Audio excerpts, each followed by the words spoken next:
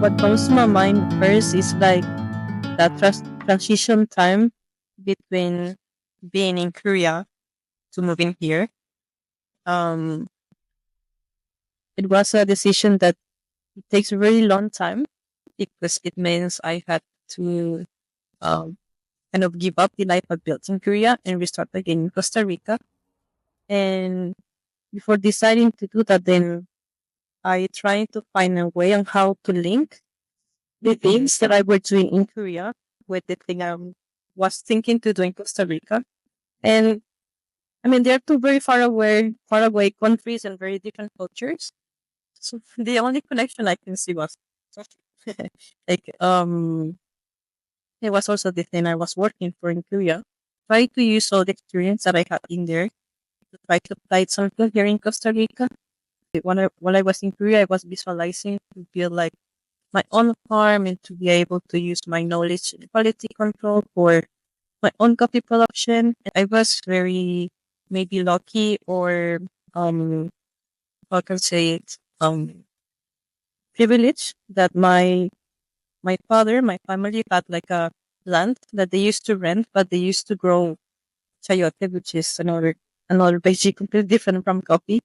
But we were thinking about some years before to start growing coffee because of the same reason, because I was living in Korea and working with coffee. So we started to replant and I decided to start the farm again with my parents, with my family, also as a way to involve them in our activity because they are growing older, and also as a way to kind of share and kind of spend or kind of gain again the time we couldn't spend together for being far away for a long time. So I think that building this project together, it makes me like rebuild also the relationship with my parents and my family that was kind of left behind during those 10 years that wasn't here. Korea came to my mind because I used to do taekwondo, which is a martial art from Korea. Then I got my black belt, and then I wanted to experience how is taekwondo live in the origin in South Korea. So I went there just for 3 months to receive some training and explore the culture. And I really love the challenge of being completely like stranger in like I feel like a grown up baby where I cannot even speak. I don't know anything, nothing. So I thought that so when I was there I looked for some scholarships to apply. Always felt like being a stir a lot because we look different and that always remind me, I'm not from here. But at the same time, I think I get to know friends very close enough and get to learn the language and also like since I've went in my early 20s, a lot of the education and many habits I still have now in ways of thinking I think is very Korean. Yeah. And and I feel proud of that. But um yeah, was hard to be feel like completely part of the culture. And also because I have my background in Costa Rica is not I cannot forget. So so what I was there was doing a lot of translation between Korean and Spanish. So because of that I get to start knowing about coffee. And also in Seoul, there are like 10,000 coffee shops maybe. So coffee is a big thing. Really glad and excited when I see something I know in a menu, like, oh, it's Costa Rica, it's from home, it's from Tarasu. Like, I feel so like connected in a way, like it kind of remind me home. So I think because of that, I start to work with coffee. I think coffee has a lot of things to study and to learn about, which I really like. I really like to learn new things. And I think in coffee I can found this that I can keep learning every time new things. So yeah, I kind of learned to learn. I was very clear since the beginning that I wanted to come back. I didn't see myself living like my whole life in Korea, so I know that eventually I will come back. The question here was when. There was one moment that gave me that spark of start planning right away. It was after COVID, during 2 years that I couldn't see my family. So when I see them again after 2 years, one I was like very super happy to see them again after a long time. But at the same time, I looked at them and they were getting older. So it kind of break my heart. Like there's a lot of time that happened that I couldn't get to know the last updated version of my family. Like time is just going through and is passing by and I don't know what is happening like in their life. Like of course we talk in video calls and stuff, but it's not the same, you know? Ya no, así. ¿Quién es? Iba rápido y despacio. I came and I just changed my mind after a few weeks. Like I'm just going to stay here and start now the things I was planning for later. So I just was kind of tired to keep like jumping in different places. So yeah, here I am. I had heard before from many foreign friends that go back to their country that is very challenging to go back. And so I was really afraid of moving back to my country. I was more afraid than moving to Korea because when you're moving to a new place, you are open to a lot of new things. But when you're moving back to your own place, you need to face a lot of things of the past and how to kind of connect with your present. And sometimes there is no connections. So I was really afraid of the decision of imagining myself being here. Like I get there and what do I do?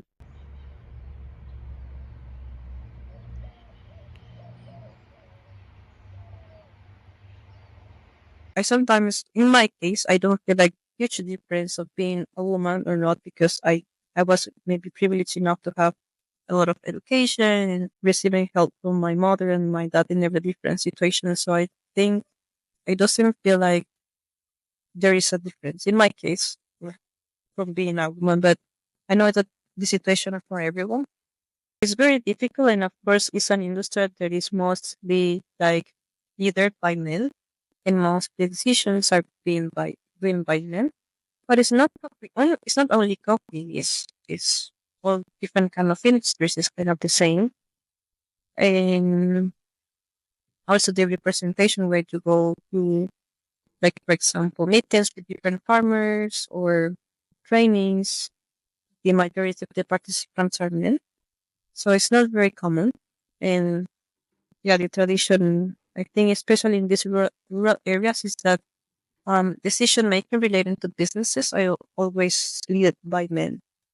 So yeah, I think it's very rare in this region to have like a woman that go and deliver the cherries or a woman that go to the meetings and is giving opinions or I think it's quite new thing for many people and not only a woman but also a young person because it's an industry that is led by people with 50 plus years. Like there's no young people, not that much people in the industry.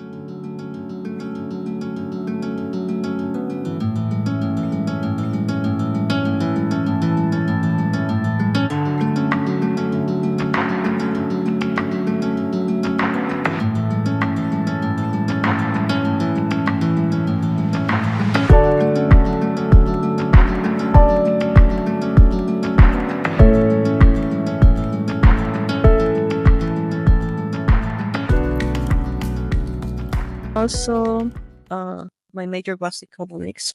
So trying to apply a successful like business model is also important because I want to, I mean, to build my living, to make this business like thriving. So always trying to think the way to make it profitable.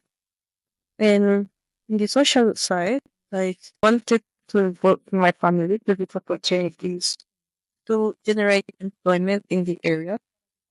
Especially wanted to work with my aunts, to ask them like their ideas when we are going to make decisions, to ask for their opinions because um sometimes they are performing tasks like the picking or selecting cherries that they are getting every time more experience and we need to make some changes in quality or get something. I ask them their opinion.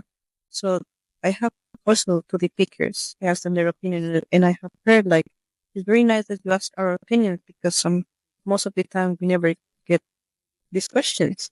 These employees, but they are also mothers, they're also sisters, they're also aunts, they're also all a lot of things that it's not only employees. So always remembering that we're dealing with people is very important. For example, many of the people of the pickers, they're migrants. They're coming from other countries. I was too. I know maybe when they work so hard it's because they have let a lot of things behind that is very difficult then to stand in there. So kind of be mindful of those things that they are like other things like that employees. I think give it a more human side. So of course we need to make a living of it, but try to make it more humanist. Environmental practices just like being mindful about your wastage, like not wasting water, or I mean, try to use to protect the soil as much, like use good shades or not to use like chemicals and those things. And also the processing, not try to waste like too much water.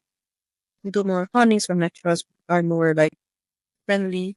Just to be mindful about every action you take, with how is that action going to affect on the next step. So if you're like throwing a waste or so throwing something into the soil, how is this going to affect the soil?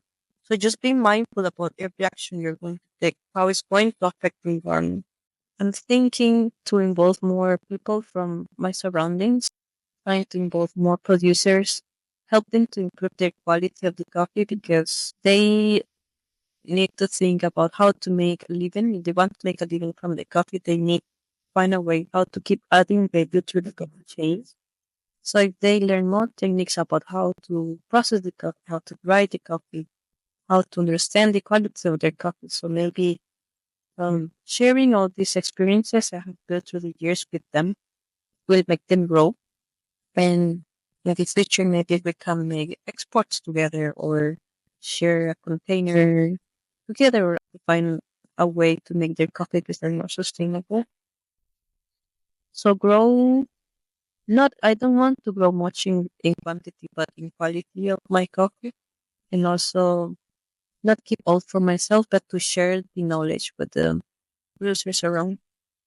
For me, nature has always been a huge motivation. So going out where it's raining or sunny, like being able to work under the sky have given me like a very huge like happiness that I don't know, I just wake up and I'm very happy just to go out, like to feel the air, to receive the sunlight, the rain, whatever. Like it just naturally makes me very happy. I really like the things on process to see how things go changing through time. So I think in the process inside you can see like the cherries, then you can come and do the pulping and then see how it's like being dried, then how to store it. To do things with my hand and to see how it goes changing in time is also something I really enjoy. So I think it's coming from a place where I'm doing this with a lot of love and also like because I want to do it, I'm really enjoying it. So it's not very hard for me to keep motivated. And I love to exercise anyways. So I think it's kind of job that fits very well my personality. The other important thing is to always keep honest to ourselves to choose the things we want to do. The things I'm saying I've been reflecting as well that all this is possible because I'm doing what I like, what I enjoy. If I'm doing things I don't like, I couldn't have maybe the motivation to go out or will be paid every time I see rain or but because I'm doing this from a place of love, I think it's not very difficult to do.